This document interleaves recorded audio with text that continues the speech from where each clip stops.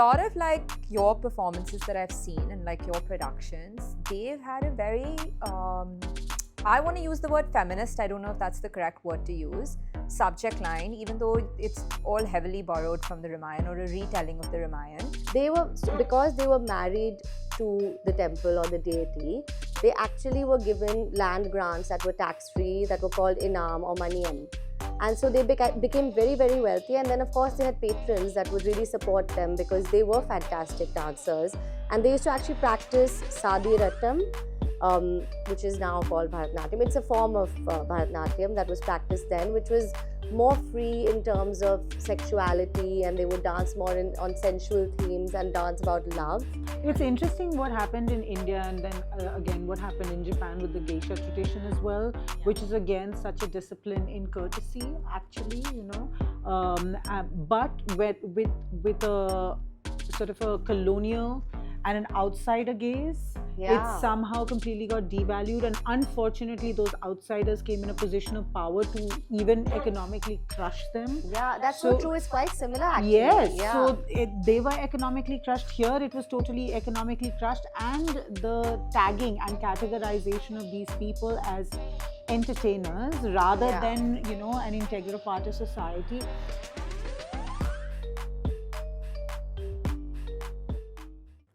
Hi everyone, and welcome to another episode of Don't Run Into Glass, a podcast hosted by The Citizen. I'm Gayeti. And I'm Anica. And Anica, what are we chatting about today? Today we're talking about classical dance. I mean, you look the part, Anica. I think you didn't give me the brief that our wardrobe had to match the theme of today's conversation.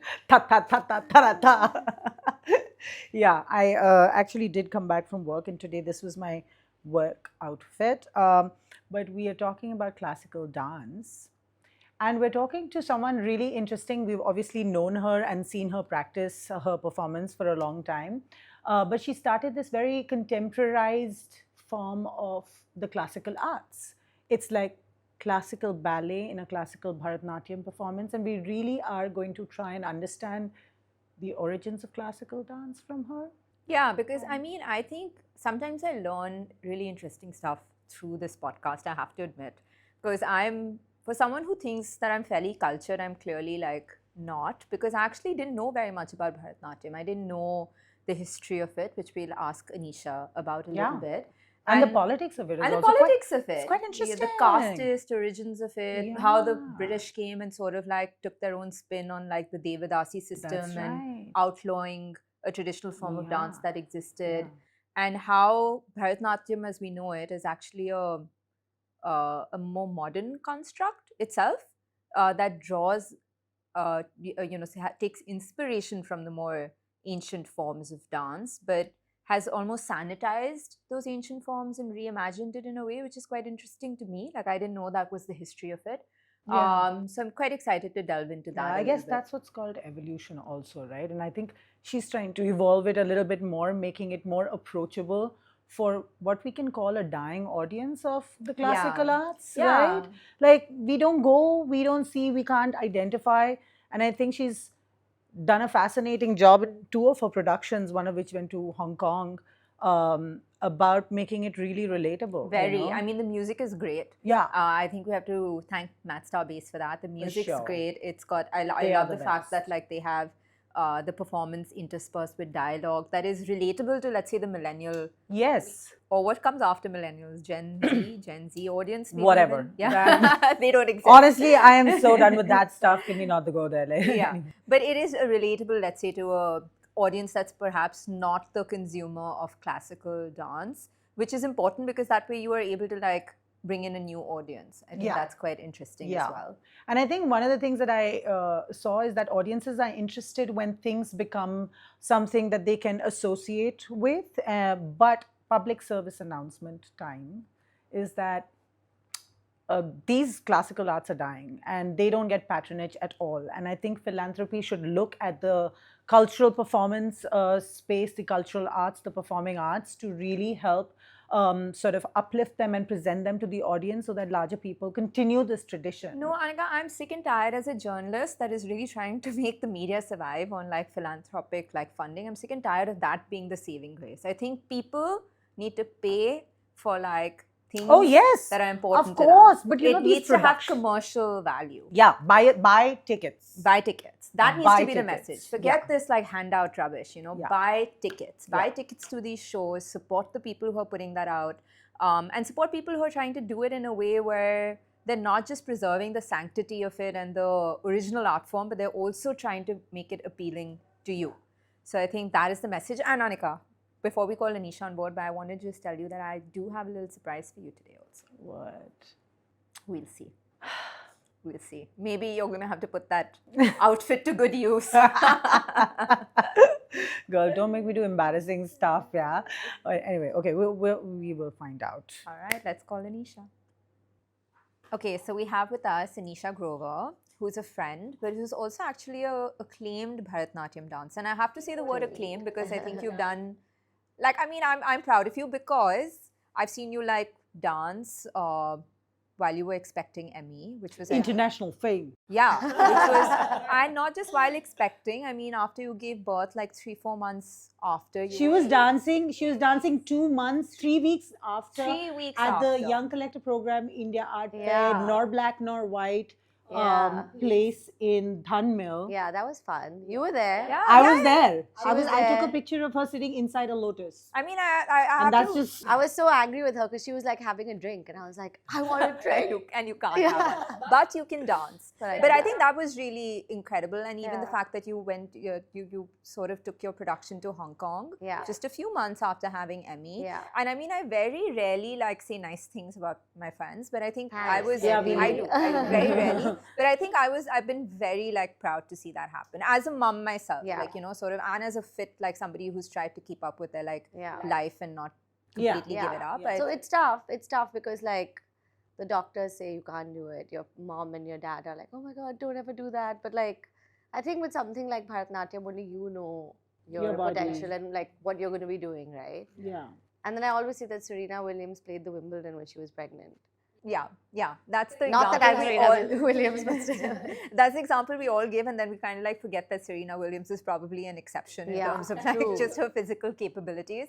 But you're you're close with Yeah. what you've managed to do this pregnancy. I think you're And close. you really have started like going very like you founded your organization, Yeah. Keelaka, Yeah. and Keelaka. Keelaka. Yeah. What does it mean? Does it have So, like a meaning? in yeah, dance? Keelaka is the hasta, the mudra. This is it. Mm-hmm. And actually, Keelaka Dance Company was born out of the friendship of my guru and myself, Jyotsna Shourie and I. And this hasta actually means like unity or also like just banter, like jovial banter and friendship. So, yeah, that's why we named it Keelaka. Because And your guru dancer relationship is also quite incredible. It It is so incredible. It is so lovely, Yeah. but at the same time, you girls get down. yeah, it's good fun. Yeah. I mean, I've known her since I was 6 years old, and she, you know, started taking me on tour at like 7, 8 all over the world. And since then, we've just been like, I think we're friends, and but also like there's a maternal, you know, relation. Like I think of her as a mom, but without like the tugs of actually being actual family. So we just have a good time together, and yeah, we're Yeah. And now Keelaka is a product of that sort yeah. of. I wanted to ask you, like, how did dance happen for you? Like, of course, I mean, Bharatanatyam and classical dance is something that a lot of kids do foray into, but many of them usually just give it up. And by the time Most like, people let most go people of let performing arts, like right? you. You did Bharatanatyam? No, I tried to learn Kathak for some time. Oh, My that's mother good. was, working in Dehradun, so she used to send me to a place, and I used to always bunk the class. That's I the used to get problem. intimidated. That's the problem. It is very intimidating. So I used like, to get intimidated. yeah, so I think I was always really into dancing, but like I come from a North Indian family, and like doing Bharatanatyam is something my parents never thought of like putting me into a class. But what I was doing is I was like dancing like Sri Devi every time anybody came over, and I'd like go and, you know, get all these like Beta tacky performance dupattas. karo. Yeah. You But were that nobody kid. asked me. I just did it anyway. Like they were just like, okay, you're done now. Go back, go to sleep. So I was just like performing for my parents' friends, and then my parents would like just put her into a class. And I went with a family friend, and that's when I met my guru. And my family friend dropped out the next week, but I continued. And yeah, I think most kids start around 6 or 7. That's how it used to be done earlier. it is something that your body kind of absorbs when you're younger. So it takes about 7 to 10 years to learn the repertoire of the basics, I would say, of the repertoire of the Bharatanatyam regime, which is like a regiment, which is like 8 pieces. It's called the Margam. So once you learn that and you're actually good at that, your guru allows you to do an Arangetram. Okay. Which then, which I did at the age of 14. And then you kind of can start experimenting with your own style and, imbibe your own artistry into the repertoire. That's when your learning starts, is after you've done the Arangetram. So after 7 to 10 years of training is when your learning starts. By this time, girls are around, say, 16, 17 years old. And then they sort of start giving it their own style and, doing solo performances and even teaching sometimes. Yeah, so I think just the fact that it takes so long to learn and it's taught in a very regimental style, which I think it has to be, because if it isn't, then I guess that's why it's called a discipline, right? yeah, you can't skip the steps. You can't skip the steps. There's no way you can learn the dance form without doing it in a particular way. What my guru did is something very interesting. We have adavus, which are steps, but she would give the adavus fun names. So, she'd call them things like open the bottle and out it goes, open the bottle and out it goes, or like slice of Italy. So she just teaches it in a fun way to make it like, so you remember it. Maybe if you'd gone here, you wouldn't have been bunking those Maybe, yeah. I But think give so. us a little, like, break it down. So you said adavus are steps, and what constitutes your entire practice? Like, you learn steps, then you learn a particular routine, and what is that called? Like, what are the things? So the steps are, so you learn a bunch of steps. That's how you basically start the adavus. You learn some adavus, and then you can think of adavus as rhythmic patterns that you can sort of permutate and combine to kind of make a choreography. So we have the beginning piece, which is an Alaripu, which is, the first kind of warm-up piece that you do. Then you go into like a Swarajati or a Jati Swaram, which is like 7 little pieces of swarams. Saregama Padhani, those are swarams. So 7 combinations of those swarams, and that becomes your second piece, which is about 7 or 8 minutes long. Then after that, you go into maybe a stuti, so a devotional piece to either Shiva or to Krishna or something. So a stuti, and then comes the Varnam, which is like a 45-minute, minimum 45-minute long piece, which is the biggest challenge to do in an Arangetram or a Margam. Sometimes it goes up to even 1 hour, where you're on stage and you're just dancing non-stop. Then sometimes the guru is kind enough to give you an interval of 10 minutes to change your clothes and come in a whole new outfit. And then you have 2-3 more pieces. A padam. A padam is, or a javali, is one which is, which you have to really get into the emotions. So you have to use your face, your eyes, your body language to kind of tell a story. So that is the abhinaya part of it. Yeah, because it's a very expressive. Very expressive. It is. It is. I remember when I was watching one of your performances, and there was one of your, cohorts. Her face was so expressive, and she was playing this villainous role. Oh, yes. Yeah, she's great. I know what you're talking about. I got scared. Oh yeah, she has a very versatile face, Amrita. Yeah, she showed, I think, in that piece, what we had asked her to do was show the making of Surpanakha. Like everybody sees her as this demoness, but what's got her? Who's Surpanakha? Surpanakha is the sister of Ravan. Oh, okay. And the origins of Surpanakha. So you think of her as this demon, the one who went and approached Ram and Lakshman and got her nose chopped off in the process, and then the Battle of Lanka happened because of that, in some versions.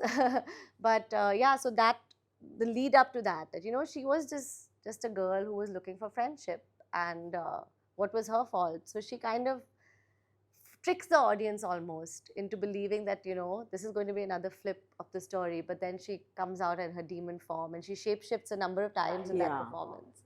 Yeah. But even just going by some of your, I have a lot of questions, so I'm just going to try and streamline this a little bit. But a lot of like your performances that I've seen and like your productions, they've had a very, I want to use the word feminist, I don't know if that's the correct word to use, subject line, even though it's all heavily borrowed from the Ramayana or a retelling of the Ramayana. And for someone like me who knows only like the classical version, which is basically that, Ravan captured Sita and Ram rescued her. A lot of like the subject matter that I've seen in your performances has been quite different, and different in a good way. Like I've seen like a Sita with a voice, which I've never, even heard of before. So I just wanted to know whether this is from like the traditional subject matter of the Ramayana, or is it your like own interpretation of it? Is this the norm in Bharatnatyam performances, or are you guys doing something rather different? Yeah, so I think understanding the Ramayana is something that takes a lifetime. And I think that, the fact that there's this singular identity that's been given to the Ramayana as a very rigid text is kind of false, because it is a kind of ever-evolving text. There are so many retellings, there's so many versions. I think over 300 versions are now acceptable. Like the acceptable amount is 300 versions of the Ramayana that people know and people believe in. So I think what happens in the evolution of this text is it kind of goes into like a feedback loop with society. So the Ramayana, Valmiki's Ramayana was something, and then it kind of evolved over time with the way society evolved, and kind of fed back, and then the Ramayana changed, and then society changed, and it's kind of like that. So there are actually thousands of versions that you can draw from. And so many vernaculars that nobody has even translated so far. So Right, has even translated, and even if they do translate, there are no words to describe certain things in different languages. Correct. So I think that many of these versions are often in conflict with each other itself. So that allows for some kind of, exclusivity, and a feminist understanding of this text is possible. So, in our shows, we have taken, if you just look at the treatment of women in the Ramayana, because we're talking about feminism, if you take it from the Valmiki Ramayana, an interesting thing is, which is believed to be the original version actually of the Ramayana. If you just take it from there to just a recent one after that, which is the Ramcharitmanas written by Tulsidas, you'll see the differences in Valmiki's Ramayana. There was actually never any Lakshman Rekha. This was something that was brought about much later. And Ravan was never actually allowed to hold Sita in the Ramcharitmanas. He would lift the ground under which she would stand. So, it kind of shows where society was then, Lakshman Rekha, ab tum ghar se bahar nahi ja sakte ho. This was something that was never there in the original form. And then we go to later forms of the Ramayana, like the Adbhut Ramayana, which is a very mysterious, and I think it's not very well known, also written by Valmiki. Okay. Yeah, so the Adbhut Ramayana, it's a very like fantastic version of the Ramayana, where the first half is kind of similar to Valmiki's original text. And in the second half, they come back after Sita's abduction to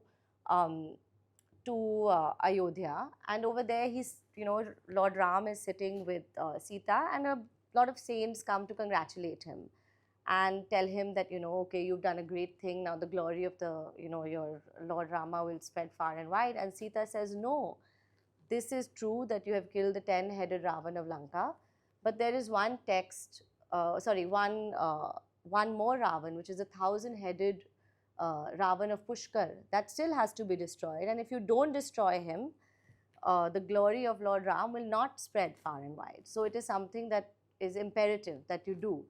So he agrees, and they head to Pushkar, where the 1,000-headed Ravan indeed was there. And something happens, and Lord Rama is not able to sort of kill this 1,000-headed Ravan, and he collapses on the battlefield. And seeing this, Sita is enraged, and she reveals herself as the cosmic energy of Mother Earth in the form of Mahakali. And everybody is shocked to see this, because this is not something that anybody knew at that time. And she's heaving, and to see, the pure and demure Sita in this form with her tongue hanging out, blood dripping from her tongue, saliva dripping from her tongue, and her hair is all matted and big, and she's enraged, and her eyes are like balls of fire. And she sees this 1,000-headed Ravan, and she takes her talwar and she chops all 1,000 of his heads off in one clean swipe. And then she proceeds to take the heads and make a garland out of it.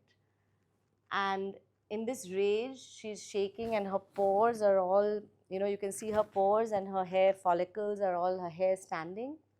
And out of her pores come thousands of female spirits. Crazy. Yeah, and they literally play football with the heads of all the asuras and Ravan. And an interesting interpretation of this is that Sita is every woman of that time that is fighting the patriarchy and fighting society, because Mahakali is known to not care about society, Yeah. So she is fighting society and saying that, yes, you may have protected your honor, but what is the state of women today? And all these mothers, daughters are coming out to basically smash the patriarchy. Yeah, can you? I mean, for me, this is probably the most interesting aspect of the interpretation of like the ancient texts, where I've just been led to believe that like the women portrayed had no agency, and like here you're like telling the story from the perspective of the women in these. The thing is also, Gayeti, I think it's also very interesting what she said about the Adbhut Ramayana, right? It's like, we know a conservative approach, and that approach in the consistent history of India has gone in a cyclical way, I feel. It's got a conservative thing, and then it's exploded in terms of very culturally, aesthetically, materially, it's exploded, and then it's gone on to a very esoteric realm where you see the rise of certain voices in much more fiery form. So you have gods that are benign and gods that are fiery. Yeah. And most often, the gods that are fiery, a lot of them are women, and their powers remain of great mystery, because most of those texts and manuscripts in that tradition started evolving much later than what Shaivism, Vaishnavism, were sort of developing. And those two were developing in competition with each other very much so, and so was this tradition. But these texts and their fantastical rendition, sometimes, even Valmiki for that matter, the number of texts that are associated with him and the range of their variety in telling a conservative story to an absolutely esoteric, almost occultish story is so, that range and that imagination. I mean, this blows my mind. That story is a great story. I had goosebumps listening to because it. you won't believe it's the same, same it author doesn't and the same seem story. like But even in Valmiki's Ramayana, if we even go back to that text, did you know you lift weights? Did you know that Sita could, how Lord Rama had to come and break that huge bow to marry her, which is believed, it was called the Pinaki. It was Lord Shiva's bow and nobody could lift it. Do you know that Sita used to lift that bow as a child? And that's why this was the task for her Swayamvar, was that only somebody who can match up to her strength can actually marry her. And even in that Ramayana, actually, she exhibits agency, because she makes all key decisions in her life, she makes for herself. Whether it is Agni Pariksha, whether it is following, and this was against Lord Rama's will, that she followed him to the forest and, decided to go into the earth. These were all decisions that she made for herself. So because technically she should be in the house and take care of the older people in the whole people, house and let the man go. But it really makes me think, right? Like, here's a conspiracy theory. Do you think, like, just a question for us to ponder about, because of the rise of the Shakta tradition here in India, the various performing arts related to them, and that continue up till today, the continuing tradition. Wait, guys, what's the Shakta? Shakta tradition is so Hinduism had Brahmanism emerge first, which had the Vedas and the Puranas, etc. And then you had the worship of Lord Shiva called Shaivism, worship of Lord Vishnu and all his avatars, Vaishnavism. And then you had the emergence of the Shakta, which is worship of the goddess. Okay. And goddess-related deities. So the Shakta tradition was, and the goddesses, like what I said earlier, most of them were very fiery goddesses. And sometimes in these traditions, goddesses did exist, because you had Shiva Parvati, you had, Lakshmi, you had Saraswati. But when they were represented in the Shakta tradition, they were represented in their fiery form. Like the Sita and so she comes in Shakti only. She comes under the, reveals herself in that form, even though she was not technically supposed to. Yeah.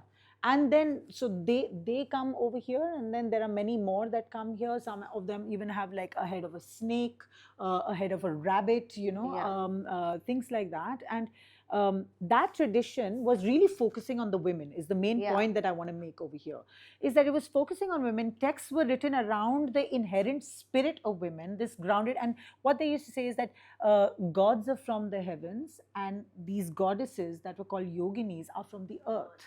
Right? So they come from the earth, so their energy and their strength is of a unfounded understanding. And as and when they described it, it was very, very raw and very, very, I mean, people used to get very scared.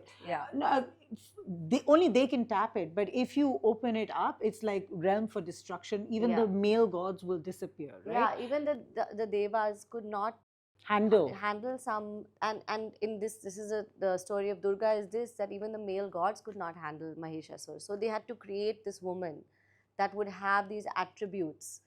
Only this goddess was able to kill Mahishasur, which was this demon that was wreaking havoc, and even the gods had left heaven. And most often these goddesses are summoned.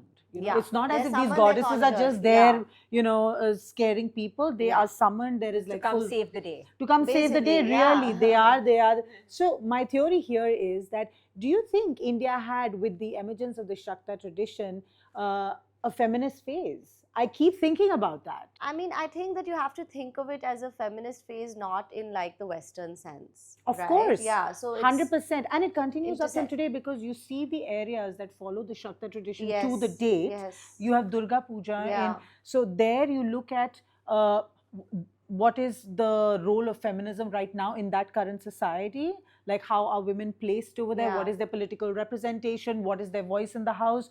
What is their voice in society? And you look at the ritualistic religious traditions that they follow. It's interesting, right? It's an interesting thing to think about. I mean, for me, it's a little eye-opening, because I've never associated our like texts and our like sort of ancient wisdom with anything even remotely feminist. I mean, hearing about this is actually very eye-opening for me. And it's very interesting how interpretation really works, right? Because I was reading about like the origins of Bharatnatyam. And how those are also actually quite interesting. Like, there was a particular caste that practiced a different form, isai vellalar caste, and they practiced a form of Bharatnatyam, but it wasn't called that. It was called something else. So Bharatnatyam was originally practiced by the Isai vellalar community, and the girls of this community were dedicated to temples, and this gave rise to the Devdasi system, which is where did this community originate from the more traditional setup? Yeah, in the south, I think in Tamil Nadu is where the Isai vellalar community is from. And they would dedicate these girls. These girls were ritually then wedded to the deity of that temple. And in doing so, they became very sort of free to practice their art, practice their music, practice their dance. And therefore, they became very good dancers and musicians. And I just want to interrupt you there, because the reason why I was linking the two conversations is because of that. Like, you have to see that through the time, the historical context of the time. When at a time where women were kind of like just sort of shuttered indoors, there were these women that were chosen to be wed to gods and goddesses, and that gave them a lot of personal liberty to lead a very different life. And yet they were very well respected, is what I read, and they were very wealthy, because they were extremely so wealthy. because they were married to the temple or the deity, they actually were given land grants that were tax-free, that were called inam or maniyam. And so they became very, very wealthy. And then, of course, they had patrons that would really support them, because they were fantastic dancers. And they used to actually practice sadiratam, which is now called Bharatanatyam. It's a form of Bharatanatyam that was practiced then, which was more free in terms of sexuality, and they would dance more on sensual themes and dance about love, as opposed to the bhakti angle that we have given it after its reformation. And then I read that the British came. And they completely misunderstood the agency of these women. British are like that 90s irritating DJ, They come into the scene and they remix that situation, and now it's lame. And it's lame, and they do it literally through a very Orientalist Western prism, Yeah, right? yeah. Like So they couldn't understand when they saw this dancer, you know, who's like just dancing in a band and in a temple for a bunch of patrons and for people. They couldn't understand. Can you imagine from that Victorian perspective, looking at this woman who is so well respected in society, who is called to all auspicious occasions to bless people, and doesn't have a care in the world and is just, you know, going on about her life. So they abolished the Devdasi system Yeah. sometime in the 20s. And when they did that, people were no longer allowed to perform in temples. Now, this threw those people, the people from the Isai vellalar community, in a very bad way. The Devdasis were no longer earning any money, their land was taken away from them.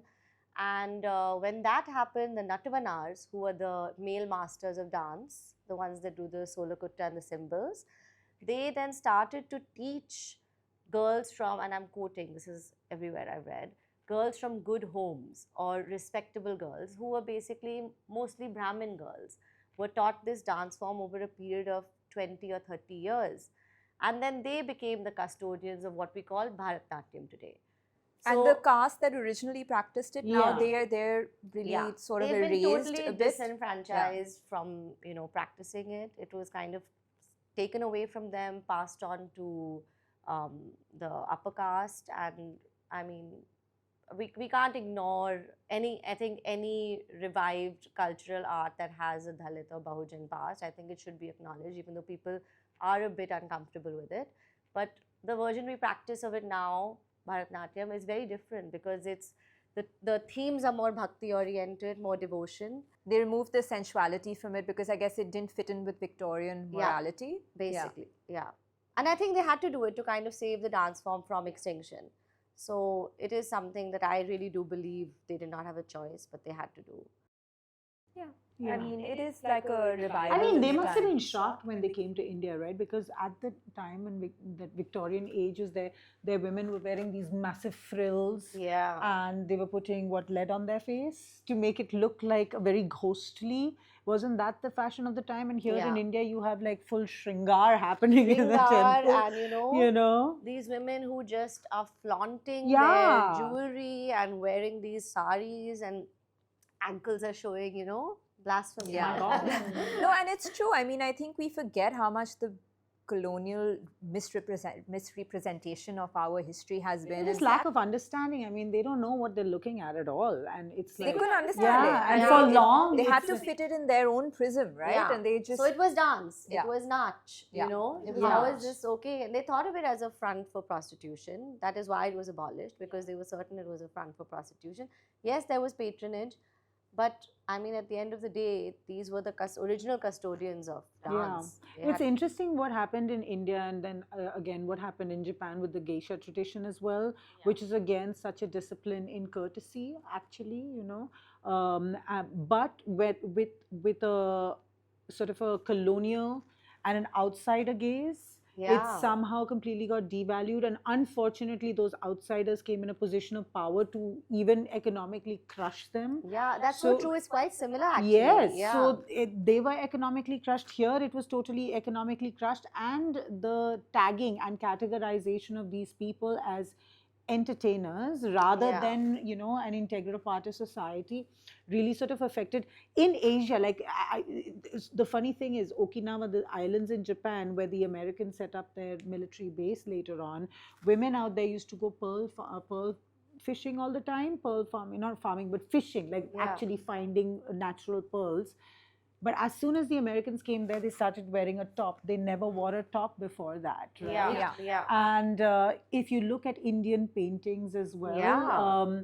if you look at Indian sculptures, if you look at the goddesses in the Yogini temples, you look at the goddesses, Yeah. look at the Didarganj Yakshi, you know, the concept of wearing a top really wasn't there. It wasn't there, yeah. But Even it was a saris were very worn bottom without heavy. blouses. It was a very bottom heavy sort of a, but full jewelry. Oh, It's yeah. not as if like, I don't want anything on me, it's too hot. No, it's like everything, 6 of them have to be the minimum, you know. So, Yeah. So, yeah. And I think that is a really important thing to understand, that sort of break with the past because of the colonial influence, which is just such a, and I know we always say this like version of it that like, oh, India's been invaded by so many different like rulers, but we forget that everybody else who came here, they lived here, they made this home. Yeah. The British That are is the only true. ones who came here and didn't make The it their Greeks home. came here, Yeah. they became Buddhists. Yeah, everyone else. I mean, Is that you I mean, whoever came here, right? They all kind of adapted to this super rich, and we have consistently examples from the Greeks to the Romans to the Chinese. Everyone who was coming here, there was something really fantastic that was happening over here in terms of varied disciplines, and the performing arts was definitely one of the most Yeah. major one of them that was happening here. They were coming and learning these disciplines. I mean, even sort of meditation, you know, dhyan to zen, there is a full transition across the Asian, like, sort of mainland. You know, it's so interesting.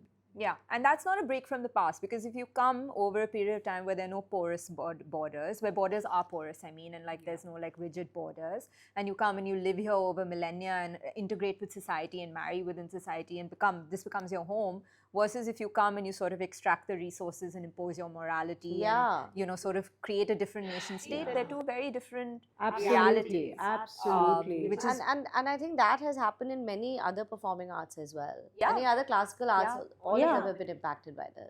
not just classical arts, everything has been impacted. That's like true. private property. Like Yeah. when the British came here, they didn't understand that over one piece of land you had overlapping claims. You had the tiller, you had the guy, you know, who used to plant something, you used to have someone who used to farm on it in one period of time and somebody else who farmed on it another period of time. They didn't understand that there could be 1,000 different overlapping claims to a piece of land. So they said, oh, who owns the land? The zamindar or the king. All land in India is owned by the king. You know, it is a very orientalist, and that's what created private property in India. Where look at our land records, the government can't even like make an effort to that's regularize them, because somebody from the past will come and say that my great great great great grandfather used to. Man, they need a dehumidifier where they keep those records. Yes, some of them. I go there, I get so scared. These days, I've become that person who goes into a bank and goes to the place with the lockers. I was like, guys, you need to put a dehumidifier, please. I know. It's already in a basement. Okay, but guys are really now digressing. We've gone from like Bharatnatyam to like what's wrong with the British and what they did to trying to like, Anica, I think you should pull out like a Amazon link to like a dehumidifier recommendation for like the Government of India offices. Get them to sponsor this episode. Yes. But going back to Bharatnatyam. And my dance studio. And your dance studio, We need one there. Philanthropy. Philanthropy. But going back to Bharatnatyam, I think what you guys are doing now is now you are sort of contemporizing the art form even more. And I want to say that because the only Bharatanatyam performances that I've seen are actually some of yours and some others as well. But even yours, I've seen a big difference, a big change in the last few years. The original performances that I saw were more the classical version. The of typical it. You guys ones were that dancing. one would see. Yeah, and I had no idea what was going on half the time, and I would zone out. You were there I would clapping at the end. Yeah, Yes, I was like, I know everything. standing ovation and everything, but like half of it, I was like zoned out and daydreaming, to be entirely honest. Versus the new performances and productions where you have been able to really draw in the audience by making it way more relatable. The music is incredible, and I think Shout out, Master Bass. yeah, the music is like, I mean, to see Easy, right, to work with them. and to dance to that, to sort of like a music that is in reimagination and yet keeping the sanctity of like the original art form completely. Yes, I think I bet that would have been a trick to amalgamate a Western style of music and a very classical Indian style of music, right? Yeah, but what we sort of have music is used, just for everyone to know, what sort of music is traditionally used in Bharatanatyam? Yeah, so we rely on Carnatic music. That's the base of Bharatanatyam. And then a few different languages, which is the reason why I think now there was a dwindling interest in the north. It's either Tamil or Sanskrit or Telugu. So these are alien languages to most people in Delhi and North India. So, but yeah, I mean, we worked with O.S. Arun, who is just a brilliant legend in the Carnatic community. And then Mad Star Bass, because of Neil, he's been like watching our shows for like 12 years now. So he kind of gets the drift and gets the idea. So a lot of working and reworking and different versions, like the Ramayana, many versions. Yeah. And finally a few good ones, and we could manage Sakhi this time. I think the first time I saw this combination of like me, and we've always joked about it. We We've have, always yeah. said that Aneesha should dance to like match Yes. our bass's music.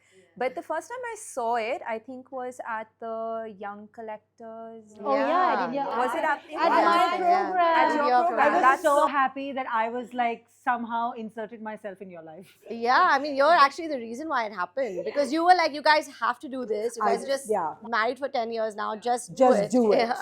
I think the whole audience was blown away. Yes, it was. We were yeah. entranced. Obviously, Yeah. we had watched you perform, but it was just the most amazing moment of the love story. First of all, Yeah. to see, you know, that was so special. But what you guys did was amazing.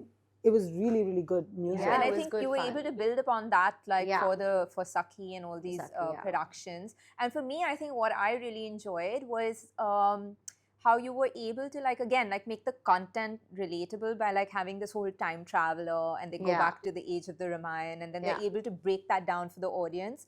And you had the beautiful skill of the performances of the dance itself, but interspersed ballet. with dialogue. And ballet was there. Yeah.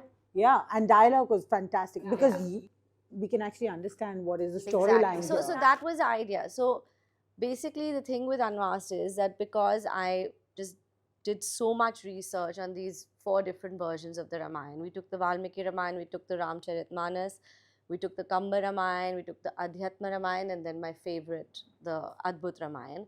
Now stringing them all together and then explaining it to an audience that is now we have to explain that there are different versions and we're drawing from different versions, and we're showing it from the perspective of 5 different characters, not just the regular Ramayana that you are used to seeing in your Ram Leela. So I think to do that, we were like racking our brains and thinking, how do we get this out in a very simple fashion without compromising the intricacy of the Bharatanatyam and the, you know, complexity of the Bharatanatyam, because that is something we never ever want to touch. That has to stay very pure for it to, you know, sustain. So the idea was to bring these, you know, time travelers and kind of just break it down for the layman to understand, and also to make it a bit humorous and light, you know, otherwise it's no fun. Yeah. So really try to be funny, some hits and some No, misses. I think you guys did a phenomenal job. No, like, that I one, think, the second production that I saw of theirs was Sakhi, which actually made me laugh embarrassingly loudly. That was really funny. Yeah, it was really funny because the dialogue, some of them were like, you know, as a girl, you felt it. She's like, you know, but my husband, he did something. And she's like, some girl is saying in frustration, but I have 5 husbands. So Sakhi was a conversation, you didn't watch that one, but it was a No. conversation between Sita and Draupadi, where we would like, I was Sita and Nandita was Draupadi, and we would like break Bharatanatyam character and then just walk up to the stage, break the 4th wall, and talk to the audience. No, they would kiki with each other. Like, Yeah, we my would husband's talk to getting each me other. jewelry, and what's yours? Oh, I'm totally getting married. You know, so we would just talk to each other and kind of like tell the story of the Ramayana and the Mahabharata through the eyes of Sita and Draupadi, just to give it a different, you know, different feel. Yeah, I mean, it's very inventive, and I Yeah. think you guys have really found And very It's close to very the- similar lives actually, But you know. they were also very, surprisingly, it was so well researched. They were close to the storyline of what actually happened in their Yeah. individual lives, Yeah. which was happening as scenes, right? So you're kind of going through 2 great stories side by side. That female gaze there, but then they're coming to Kiki. Yeah. there's So a you're little getting bit the of- tea on little it bit as of well. fun, You know? yeah. Like, how would you talk to your girlfriend about Yeah, it? Like, exactly. if I was Sita today and I had gone through these experiences, how would I talk to you about it? You know? And then, of course, because they have similar lives, we just had very easy points in the narrative to string them together. Like fire, for example, is very central to both their lives. She had an Agni Pariksha, Sita. Draupadi was actually born out of fire. So, in a way, if you look at it, this fire kind of serves as a metaphor for society to, you know, mold these 2 characters into the ideal women of that time and goddesses later. Though I think Draupadi is not really considered a goddess in classical tradition, but kind of put them on a, you know, that ideal woman kind of box, yeah. And then they both had miraculous births, both had swayamvars, then both actually wandered the forest for a while, and then kind of had a very sad ending, and both actually exhibited a lot of agency through their lives. And then, just give it a little bit of fun, and the music was just amazing. So many people have asked us now to release the music, so that might be happening soon. Yes. Yeah. You should. Yeah. It'll be great to like cruise on, like in the car, listening to that music. Exactly. Yeah. My concentration music is classical music. Really? It's my focus playlist for sure. Really? Yeah. What kind of classical? All kinds of like Western classical, Indian classical, Carnatic, classical playlists that random people make. Yeah, it's great. And it's like very hype, by the way. It's like it has so many different moods Yeah, that you can just find yeah. a mood for anything, like even a very complex mood, Yeah. My favorite playlist these days on Spotify is Dark Academia. It's classical vibes. It's classical vibes. It's classical That's vibes. interesting. Yeah. It's on. Share that playlist I will. with me. I will. I'll make it public on my profile. We'll have like a little like music Spotify, recommendation. are you listening? Another sponsor. Yes, we are sweet. Okay, no, We are wearing your colors. Our room is your color. Again. We're looking for sponsors, okay? For sponsors. I like that. I like the fact that at least we that's need our on top of the patrons. table. We need our patrons. We need our No, but that's patrons. what I told Anica at the beginning as well, because when we were sort of shooting our intro, she said, we need to have like more philanthropic funding for the arts. And I said, forget philanthropic funding. We need people to buy. We need people to buy. Support the arts or anything, even journalism, by the way, guys. Yes. By putting money behind it. I mean, if you want to preserve dance forms or art forms, if you want independent media and you don't want to like criticize how all mainstream media has been bought out, you have to fund.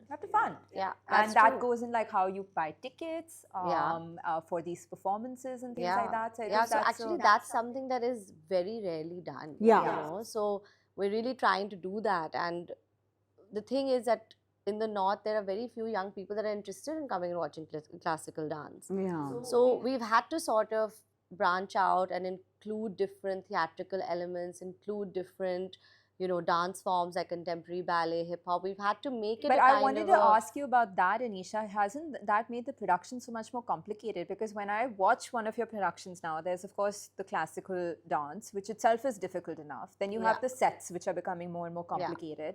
You have the music, which is its own like challenge and its own art form, obviously. You have theatre. Now you need good actors. You need good script writers because you have dialogue and it needs to be funny and engage the audience. You need classical dance. It's an industrial, production. Like it is. But that's the only way, guys. Of course, one has to put it like because what's happening is that we are now finally being able to sell tickets. Which we were never able to do earlier. You guys sold out a few shows recently, which is incredible. Delhi, Bombay. Bangalore. Bangalore, all of them. Hong Kong, But basically the thing is that I feel that if we don't give the whole package, because storytelling has evolved so much. We are now not where we were 10 years ago. There's Netflix, there's Amazon, there's 60-second, not even 60, 30-second attention spans. We kind of have to give the whole package. And it kind of somehow works. There's a period where there's chaos till about 10 days before the show. And that's when my guru is like pissed off with me. She's like, told you not to go down this route. We don't need to do it.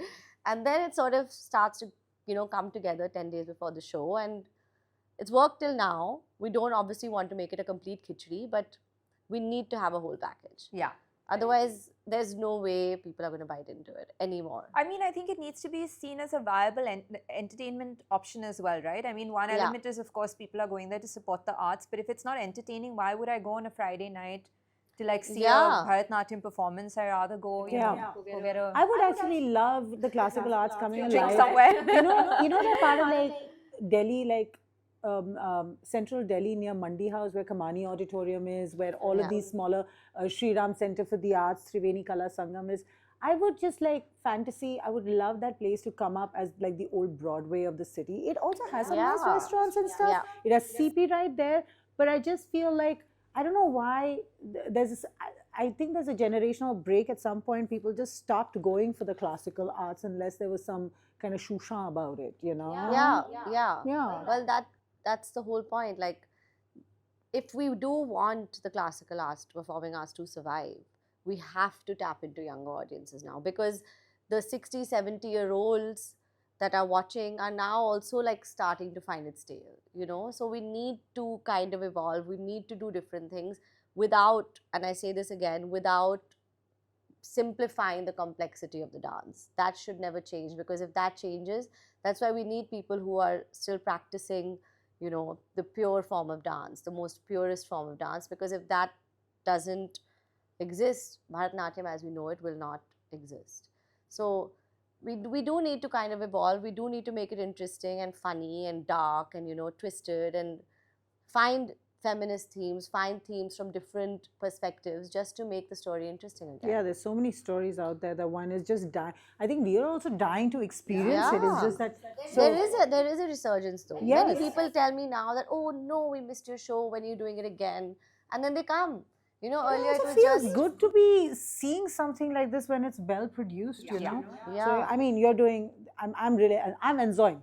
Yeah, and people are interested. There is some kind of cultural renaissance happening where people are interested in ancient Indian stories. And Absolutely. Yes. I mean, we discuss this a lot. Like whenever we keep thinking of our podcast subjects, we're like, how do we try tap and- into this interest? Yeah, Because yeah, it's yeah. true. It is Yeah. true. People are. And People one love it. lifetime is not enough, Enough, to no. understand. That's why in Yeah. India we have multiple. Yeah. Again and again. Yeah. We're all coming back. We are all coming We're back. nowhere close to Bhopal Yeah. yet. We're doing good job. We're doing good On performance. that note, Anica, are you ready for your surprise? Yeah. I'm excited. Yeah, you be kind. Okay. All right.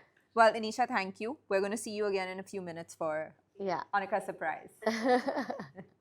So, Anica, remember I told you I have a surprise for you? What? Well, is it, now that we're Kathy? so well versed in Bharatanatyam, I think we are. I think we are. well-versed? Yes. Well, we are going to call Aneesha's guru, Jyotsna Shourie, who's a very well acclaimed Bharatanatyam guru and dancer, and I mean, just is a household And a name. wonderful narrator. I have enjoyed Aneesha's performances because she does a lot of the narration bit of it. Wow, her voice is so good. Absolutely, and literally a household name. I think we're very privileged that we actually are going to like have a little sequence with Jyotsna ma'am. Oh my God, I'm so but the nervous. little I sequence. I don't know what we're gonna do. You know, I think if she had to make me try and dance, if you took me to the club, it's great on 50 Cent. But if you make me do it to her tal, I think I'm gonna look like a total fool. Well, let's see, because I have 2 left feet. And you have some background in classical dance, like which you've been hiding. You've still studied Kathak or something. I did, but Yeah. I used to try and bunk those classes as much as possible. Well, I don't know haven't why even I done did that. And everyone all my life has made fun of me for like my complete inability to dance. But let's see. Anyway, I'm excited that we have this opportunity with Jyotsna. Okay, let's try. So guys, this is my guru, Jyotsna Shourie. Hello. So she's agreed to teach you a few steps. And are you ready? Yeah. Let's start. Okay, so I will Nervous just, but ready. I'll just wear my ghungroos.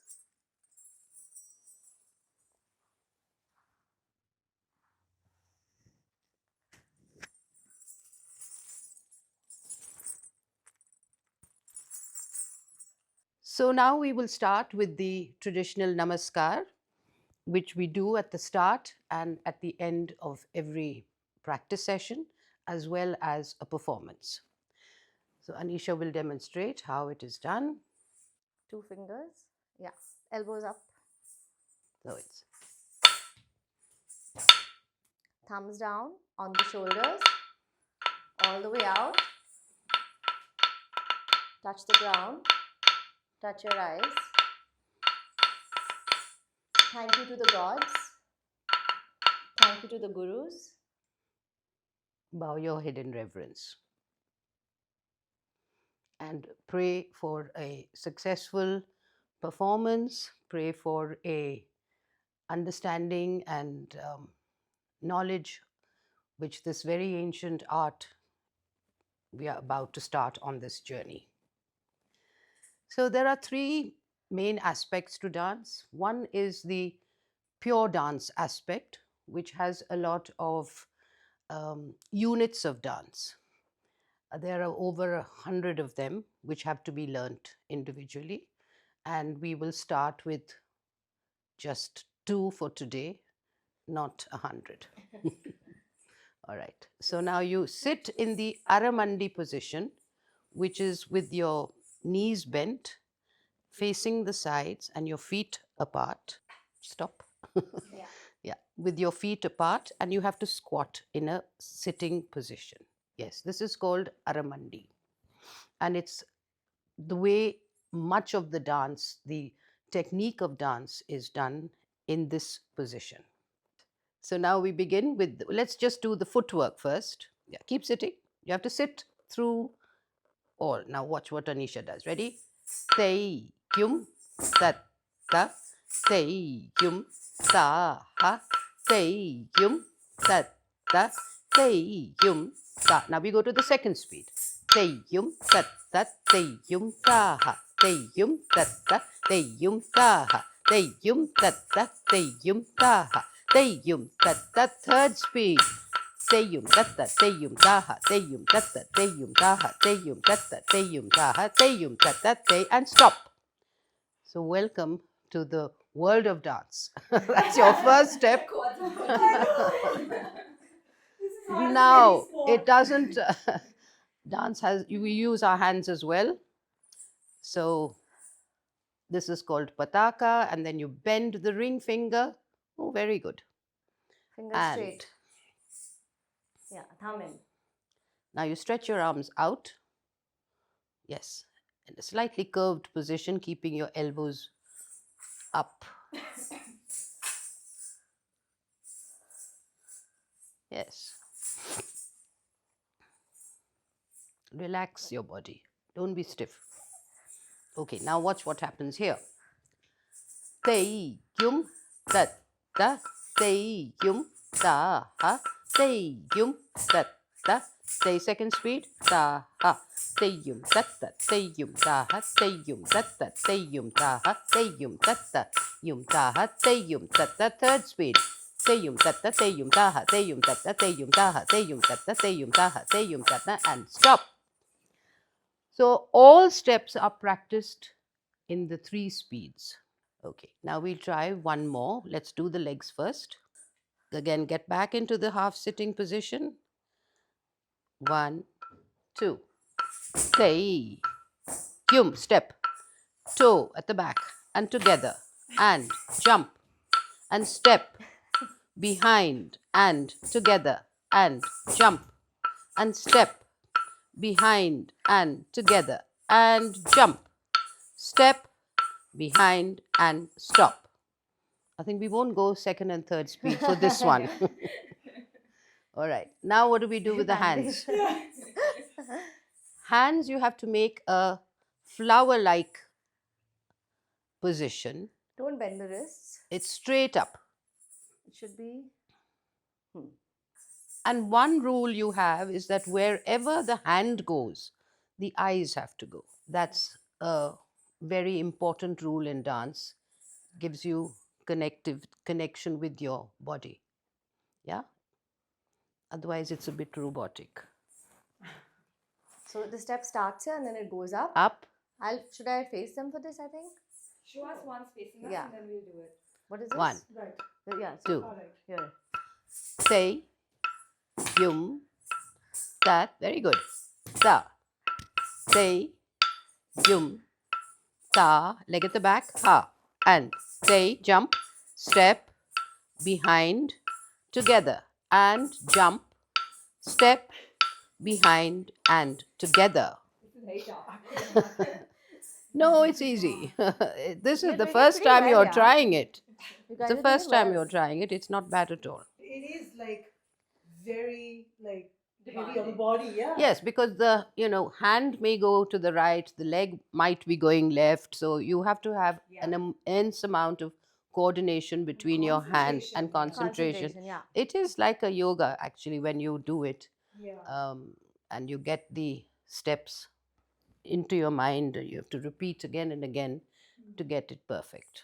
All right, so now we're going to do something which we'll just combine these 2 steps, which will show you how you make a unit of dance. These are called aduvos. These are separate units, and then you put them together almost like adding, A, B, and C to make a unit. So this, if the first one was A and B, you put A and B together and you get a unit of dance. All right, so we start with this one first. 1, 2. Tei yum tat ta, say, repeat. Ta, ha, say, kyum, tat, ta. Change to the next step. And say, kyum, tat, ta, say, kyum, ta, ha. Pretty good. Legs must be close together. Otherwise, you'd be doing another style of dance. So the gap should be actually, traditionally, we say it should be one fist between the two feet. It never goes, when you're doing the steps, it never goes beyond a fist. So that is the amount it should be. So after you've learned the units, all of them, all 110 or whatever, then you have to put it to music. I was thinking of the same. Okay. I don't know how it will work, but we can What try. pace will they Sa, take? sa, no, no, no. Okay. Sa, sa, ni, da, pa, ma, ga, ma, pa, da, ni, sa, ni, da, pa, ma, ga, ma, pa, da, ni. Okay? Slow. So this is the melody, and it's a slow tal. All right. 1, 2. Sa, sa, ni, da, pa, ma, ga, ma, pa, da, ni, sa, ni, da, pa, ma, ga, pa, da, ni. I want you to try a second speed in this. Let's just see how it goes. I'm not even getting my hands right now. You are I'm doing getting it this. right. It'll be Oh, easier that's the okay. second. It's class number 1. 1, try it again. 1, second speed. 2. Sa, sa, ni, da, pa, ma, ga, ma, pa, da, ni. No, that's not working. Too early. Too early, too early. All right. Didn't know where you were going. I was. Okay. So now we come to the second aspect of Bharatanatyam, and that is the expressive dance. It's called Abhinaya. And Abhinaya involves not only facial expressions, but also body language. I mean, if you were a proud person, obviously your body is upright. If you're shy or timid, your body is crouched. So that's a very important part. And it's like mime. But more than mime, we have a additional language of dance, a silent language. And we use mudras or hand gestures, which can convey a number of things. So if you wanted to say a man, you use this hasta to show a man.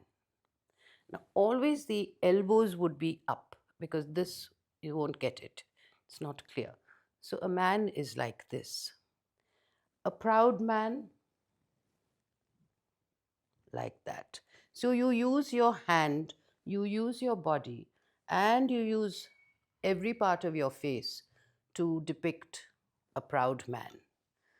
And if you wanted to show a woman, the hasta is like this. So the thumb and the yes. Yeah, yeah. And you're here. And you're sort of very delicate as the woman to show the difference as they were 5,000 years ago. Elbow up. Yeah, you've got to tilt your body a bit, put your head down, look a bit coy, and all that sort of thing. You can look up and look down again. So this is the woman, the hasta for the woman. Now we have a whole lot of hastas as well, mudras. If we were to, this is the first one. You can show, this is to say me, all of us, you. It's to say come here. It's to say go. It's to say a mountain. It's to say water. a straight road. So there are many uses. Clouds. Clouds in the sky.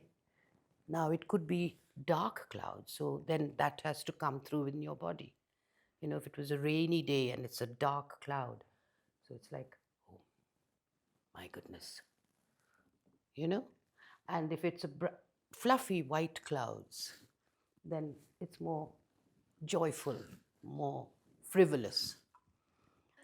All right. So these are some of the things that, you know, can show, they tell stories basically. And you use your face, you use your hastas, you use the music. Now the music is Carnatic music, and so it's very, people are familiar with it in the south. It's not so familiar here and in other parts of India, which is not from the southern parts. So it's, but I think because you can relate to the story, you can relate to the mythology sometimes, and the voice or the lyrics become irrelevant. You're watching the grace of the dance, you're watching the story, and you can follow it with the expressions and